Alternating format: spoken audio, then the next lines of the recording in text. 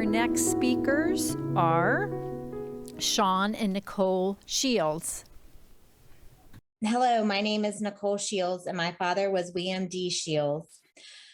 He passed away from mesothelioma on August 10th, 2004. I don't know of the exact day that my dad was diagnosed, but I know that I was there when he received the news that he had mesothelioma from asbestos from working in the shipyard in Newport News, Virginia, so many years ago.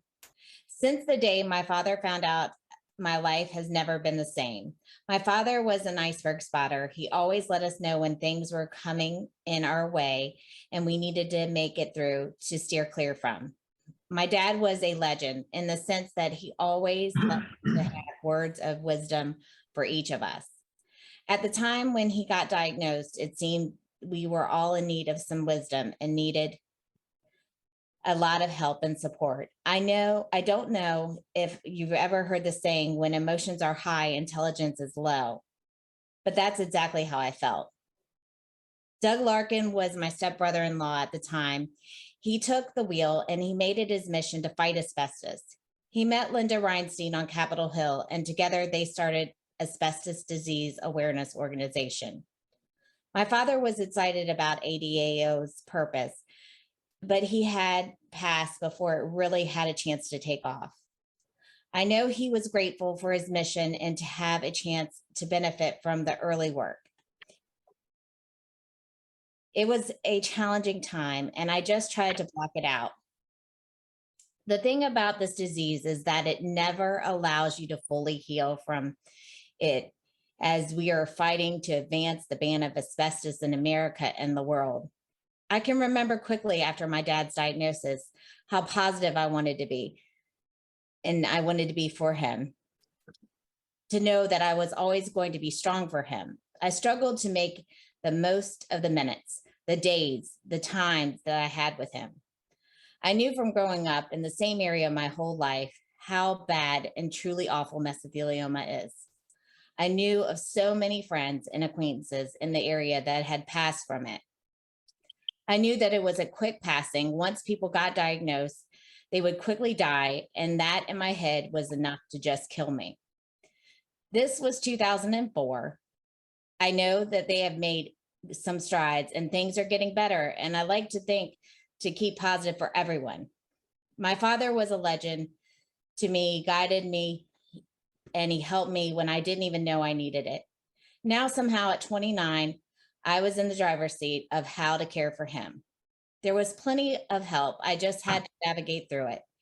In my journey, I have followed, liked, researched all along the way to get here. I've taken meetings with high officials only to be met by their staffers instead. I have been fighting it.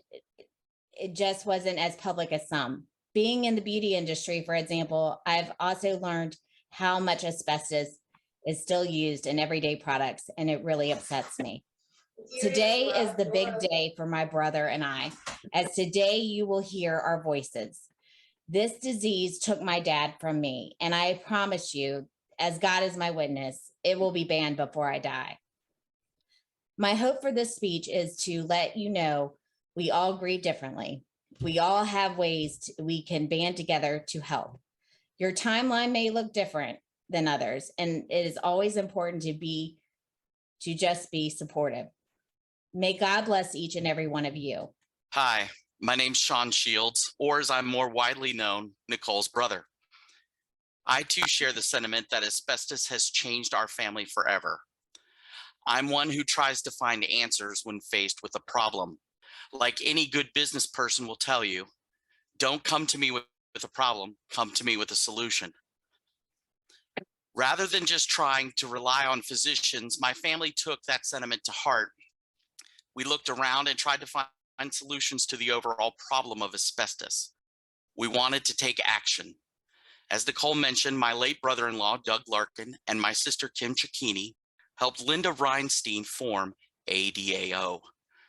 I was also hurt, confused, and I wanted to do something to make a difference. And I was happy to have a chance to join with ADAO. As my father used to always say, it's much harder to hold your hand up to stop a moving train than to just get run over. Because I was working with Kim on some graphics work, I was tapped to create the logo for this organization. And like everyone else, I felt I was able to do something in an otherwise powerless situation. I felt that through a simple action, I was able to help propel things forward for the cause of banning asbestos. As a marketer, I know we must continue our actions by liking and sharing on social media to push awareness forward toward the banning of this killer. I believe in the power of community. Part of my belief in ADAO is because we can be stronger together. I would love for everyone in this conference to share their experiences and tag us on social media and help us spread the word. There is power in numbers. I have some simple suggestions for all of you. First, tag ADAO in your posts. Use the hashtag #BanAsbestos to tell your story. Your story matters. Second, encourage your friends and family to go to www.asbestosdiseaseawareness.org to learn more with our educational materials that we have to spread the word. There is nothing more powerful than education. For instance, did you know that if you have a house older than the 1980s, you might have asbestos? Do you have a loved one who has worked in industries that were impacted by asbestos? What does that mean for you? ADAO has these answers. I wish we could go back in time. My dad had no idea that working in the shipyard and in the heating and air industry meant he was exposed to asbestos. Asbestos is everywhere, but so are we. We are literally everywhere. We won't stop. We will hold up our hand when the train comes, and we will stop the spread of asbestos.